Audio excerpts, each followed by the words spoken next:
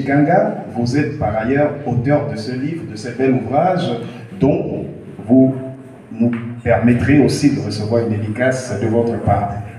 Bonsoir, encore vos acclamations et la parole. Bonsoir, monsieur. Bonsoir et merci. Désolé du retard sur le calendrier. J'étais censé y intervenir plus tôt pour des raisons qui ne dépendent pas de ma volonté. Il y a eu un glissement. Je suis très content de l'invitation. Je suis très honoré. Je remercie l'association des Camerounais de Turin qui m'ont invité dans leur superbe ville. Ce n'est pas ma première fois en Italie, mais c'est ma première fois à Turin. Je m'y suis senti relativement bien. Et je me sens d'autant mieux que je vois la forte mobilisation qu'il y a aujourd'hui dans cette salle. Ça montre que la communauté camerounaise de Turin a un grand dynamisme et est très intéressée par les choses qui la concernent. Donc merci encore de m'avoir invité. J'ai été convié pour parler du thème au départ, la contribution de la diaspora au développement politique et socio-économique du Cameroun. Et après, il y a 24 heures, le thème a changé. On m'a dit de parler de l'implication de la diaspora dans l'unité et le développement du Cameroun.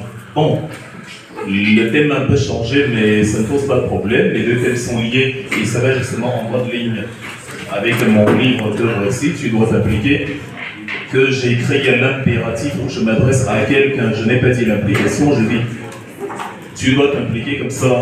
Chacun se sent immédiatement apostrophé sur le sujet. Donc, voilà. Et pour parler donc de ce fameux thème, je vais commencer à vous prendre un petit constat. On va partir sur un constat que les économistes utilisent beaucoup. Il y a un terme en économie, c'est en anglais. On dit « too big to fail », trop grand pour chuter, trop grand pour tomber. Et s'il faut parler de la diaspora, à mes yeux, la diaspora camerounaise, et de toute façon la diaspora de manière générale, est une entité trop grande pour la laisser tomber. Ça fait que si le Cameroun, si le gouvernement du Cameroun laisse la diaspora tomber, il commet la même erreur que les économistes qui laissent les grandes structures tomber. Je vais prendre une petite image pour nous aider à mieux comprendre. En 2008, après la crise des subprimes aux États-Unis, les gouvernements, en tout cas le gouvernement s'est attelé à racheter certaines banques pour que le système ne s'effondre pas. Freddie Mac, Bear Stearns, etc.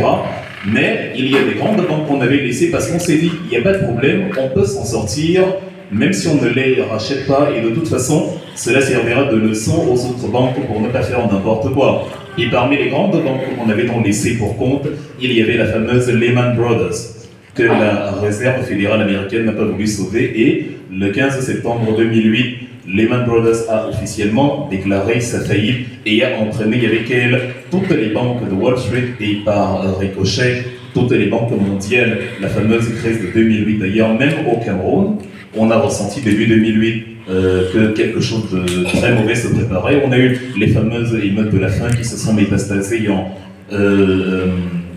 échauffourée politique avec le système en place. Et donc, ça nous permet d'apprendre que quand une structure est trop grande, il faut trouver le moyen de la sauver, ou du moins il faut trouver le moyen de lui donner les forces qui lui permettent de continuer de subsister. Et la Lehman Brothers du Cameroun, actuellement, c'est la diaspora camerounaise. Je considère que le gouvernement camerounais ne peut pas se permettre de laisser tomber la diaspora. Aucun pays ne s'est développé sans le concours de sa diaspora, c'est impossible.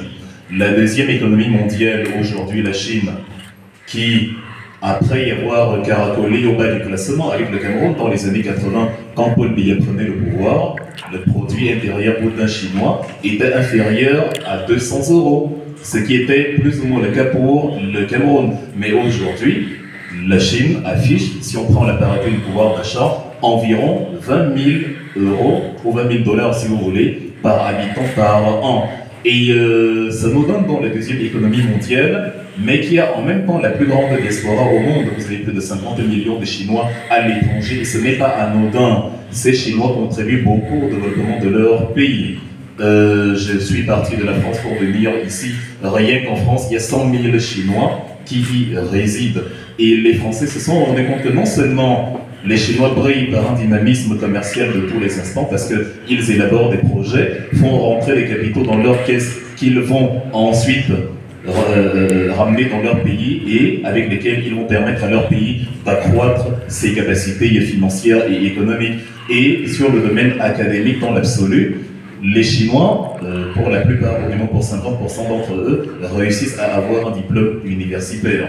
C'est supérieur à la moyenne des autres diasporas qui vont en Chine, et c'est même supérieur aux natifs des pays dans lesquels ils résident. Ça signifie que même en Italie, en termes de moyenne, les Chinois obtiennent plus de parchemins que les Italiens, les Chinois d'Italie. En France, que les Français de France et aux États-Unis, que les Américains d'Amérique, et ainsi de suite. Ça signifie donc que la diaspora n'est pas à négliger, ça part d'une politique organisée par l'État chinois qui prend ses meilleurs éléments, les envoie justement acquérir des savoirs avec un plan bien défini et crée en terre chinoise les inputs qui peuvent leur permettre de revenir. On a donc à la fois les deux facettes du thème qui m'a été proposé, l'unité et le développement économique. La diaspora ne peut pas contribuer au développement économique s'il y a un schisme littéralement entre elle et son gouvernement.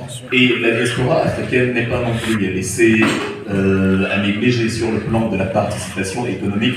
Il faut savoir que l'année dernière, l'aide au développement de tous ces bailleurs de fonds qui nous cassent la tête avec leur aide et qui disent que l'Afrique dépend d'eux, l'aide au développement qu'ils nous ont apportée l'année dernière était 3 fois inférieure aux contributions de la diaspora. L'aide au développement était environ de 35 milliards de dollars, pendant que la diaspora a contribué à plus de 95 milliards de dollars pour les transferts de capitaux en Afrique. Et encore, c'est sans compter justement les frais de transaction. Sinon, la contribution effective de la diaspora va bien au-delà. Elle pourrait y atteindre les 150 milliards, donc ce n'est pas rien. Et la diaspora camerounaise, d'autant plus, n'est pas à laisser en compte. On nous a souvent accusés de critiquer et de parler mal du gouvernement de notre pays. On va donc essayer de faire la part des choses et d'élaborer d'une part l'urgence ou les attentes que le pays peut avoir envers cette diaspora, avant que nous n'essayions de voir comment est-ce que le gouvernement ou le pays aussi peut nous tendre la main. Donc d'une part, le principal avantage dont jouit la diaspora, c'est le fait qu'elle a vu l'extérieur. Elle a vu ce que ceux qui sont au pays n'ont pas vu.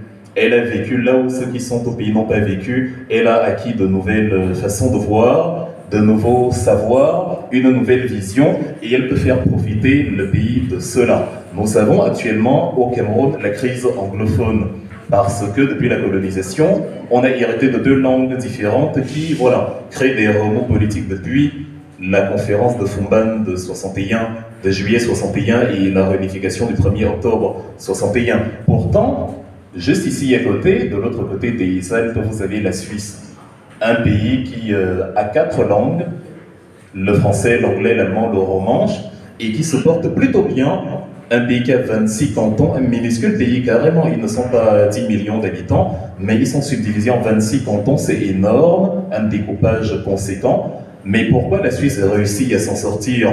Pourquoi les groupes Nestlé font partie des 2-3 plus grands dans le secteur de l'agroalimentaire mondial? Pourquoi Rolex brille à l'échelle internationale? Pourquoi la Suisse s'en sort sur le plan politique et économique alors qu'elle a 4 langues différentes, elle a 26 cantons, et elle a une diversité culturelle à l'intérieur de tous les instants.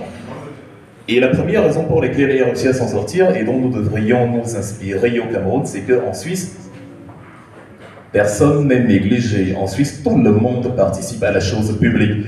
Personne n'est marginalisé, tout le monde est impliqué. Il n'y a qu'à voir leur système de gouvernance. La Suisse n'a pas de président de la République à proprement parler, elle a une sorte de conseil, on les appelle le conseil fédéral. Et là-dedans, ils sont 7 et ils sont issus de divers partis. Je ne dis pas qu'on doit appliquer la même formule, je dis que dans la façon de faire, ils s'arrangent à ne négliger personne. On peut s'inspirer du principe de ne négliger personne pour essayer d'adapter à notre réalité. Dans le Conseil fédéral, qui est donc élu pour 4 ans, vous avez tous les partis à l'intérieur. Et le président, justement, le président fédéral, est issu de ces 7 conseillers-là à tour de rôle. Donc il y a un président qui est là pour 1 an, et après il laisse le pouvoir à quelqu'un d'autre 1 an, et ainsi de suite. Vous ne pouvez pas avoir de guerre de pouvoir dans un système comme celui-là, où le président sait que de toute façon il est là que pour 1 année.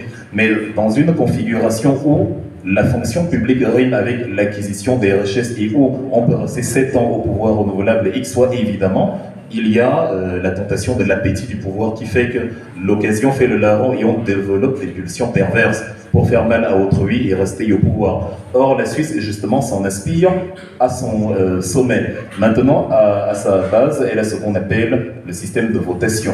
Cela veut dire que quelle que soit la décision que vous voulez prendre dans le canton dans lequel vous résidez, même si vous voulez changer la peinture des murs, des bâtiments, vous allez faire une votation. On consulte les Suisses pour absolument tout. C'est-à-dire tout ce qu'il y a dans ta ville, dans ta région, dans ton canton, tu sais que tu y as participé, tu sais qu'on t'a demandé ton avis. Et la raison pour laquelle la crise anglophone est éclatée au Cameroun et que l'unité à ce niveau-là est disloquée, c'est qu'on n'a pas demandé l'avis des anglophones. Lorsque les corporations d'avocats et d'enseignants sont descendues dans la rue, on leur a, alors qu'ils étaient pacifiques et qu'ils voulaient simplement une adaptation des textes et du corps enseignant à leur réalité, on leur a présenté la matraque. Ça a radicalisé les autres qui les regardaient et qui ont vu leurs frères, c'est comme ça qu'ils les voient, se faire tabasser. Ils ont dit le jacobinisme, c'est-à-dire le gouvernement central de Yaoundé ne nous convient pas, on veut notre liberté, on va aller de notre côté. Donc la frustration naît de la marginalisation et elle accouche elle-même le radicalisme. Il n'y a pas de possibilité de radicalisation en Suisse malgré la diversité linguistique et culturelle que je viens de présenter parce que tout le monde y participe. Dans l'une des premières fonctions d'une diaspora à l'étranger, c'est de s'inspirer de ce qui a marché ailleurs et d'essayer de matérialiser ça sur le terrain. Et j'ai pris la Suisse comme ça à tout hasard, juste pour dire, sans avoir à copier point par point ce qui est là-bas, on doit juste prendre en compte le fait de considérer l'opinion d'autrui. Lorsque le gouvernement initie le grand dialogue national en 2019-2020, il ne met pas sur la table la question qui a causé la radicalisation, à savoir la forme de l'État, qui pour les anglophones a été galvaudée après la conférence de Fumban de 61. Vous pouvez donc organiser tous les dialogues que vous voulez, ce n'est pas la quantité qui compte, c'est la qualité du contenu des messages qui sont véhiculés dedans. Et d'autre part, on n'a pas invité les personnes justement qui posaient problème, donc les plus radicaux. On a dialogué avec voilà, ceux qui étaient d'accord avec nous d'office. On a dialogué en croyant que quand on dialogue, ça signifie que j'ai raison et je t'appelle au dialogue pour que tu viennes t'excuser. Non, le dialogue signifie j'ai des torts, tu as des torts, match nul. Maintenant, on recommence à zéro et on parle, on examine comment on peut cheminer ensemble à partir du nouveau départ. Donc ça c'est le premier point. Le deuxième point que la diaspora peut implémenter au Cameroun pour l'unité et le développement à la fois, c'est la transmission des savoirs techniques, mais la transmission des savoirs humbles. Et là, je vais prendre un exemple que vous connaissez très bien. Il a étudié à la Polytechnique de Turin. Thomas Birolé-Arsène, c'est un très bon ami à moi. Il est très intelligent. Il a été repéré, entre autres, par la General Atomics. Et il se trouve d'ailleurs aux États-Unis aujourd'hui. Il est venu au Cameroun présenter le projet qu'il avait, il ne réinvente pas la roue certes, mais c'est celui parmi tous les jeunes Camerounais que j'ai en mémoire, qui arrive au Cameroun et qui postule comme ça l'idée selon laquelle, à travers l'énergie nucléaire, on peut dire non au délestage pour de bon au Cameroun. Et ce n'est pas l'énergie nucléaire issue de l'uranium, non, il veut puiser directement les mécanismes de fusion thermonucléaire qu'on observe au cœur de notre étoile, le Soleil, c'est-à-dire les atomes d'hydrogène qui vont en collision avec les atomes d'hélium et qui créent les réactions nucléaires qui font briller le Soleil. Il veut générer la même énergie sur Terre et créer la quantité d'énergie qui peut justement produire le Soleil au pays. L'idée, elle est bonne, et elle est d'autant plus bonne que Thomas Birolé ne vient pas au Cameroun impressionné par son savoir. Le plus grand défaut des intellectuels africains, c'est qu'ils se sont toujours présentés à la populace, non pas pour transmettre le savoir, mais pour montrer qu'ils savaient trop de choses. Et le savoir qu'ils implémentaient n'était pas utile factuellement par rapport aux besoins du terrain. Or, quand Thomas Birolé arrive, il constate un problème, les coupures d'électricité, et il a une solution, la production d'électricité à travers les mécanismes d'énergie nucléaire. Et là, on arrive au premier pont. Pour que cela fonctionne, il faut que le projet soit écouté par les pouvoirs publics sur place. C'est parce qu'ils ont été écoutés par les bailleurs de fonds ou leur gouvernement que Mark Zuckerberg, Steve Jobs, Steve Wozniak et tous les grands inventeurs du siècle dernier et du siècle aujourd'hui ont pu mener à bien les projets que nous avons actuellement. Sergey Brin et Larry Page pour Google, Steve Jobs pour Apple, Mark Zuckerberg pour Facebook, etc., etc. Donc ce sont les éléments que la diaspora peut apporter au pays. Maintenant, le développement n'étant pas que le développement technique ou le développement de la richesse, il y a aussi le développement des valeurs. Vous vivez en Italie, Dans un pays où, si vous vous rendez compte à la cantine que la ration n'est pas de bonne qualité, vous allez créer une association qui va aller revendiquer, qui va prendre un représentant, un porte-parole, qui va aller revendiquer justement une meilleure qualité de nourriture. On en parlait hier en cercle fermé dans une table ronde informelle qu'on a fait à 2 ou à 4. Et donc, de la même manière, si quelque chose ne vous plaît pas en Italie, vous pouvez descendre dans la rue, manifester dans les rues de Turin et dire le Camerounais qu'on a tué, je ne sais pas, hier matin, à cause d'une bavure policière, on ne veut plus que cela se reproduise, même si c'était un accident, on ne veut plus. Vous allez avec des pancartes, avec des slogans, avec des tracts, c'est possible.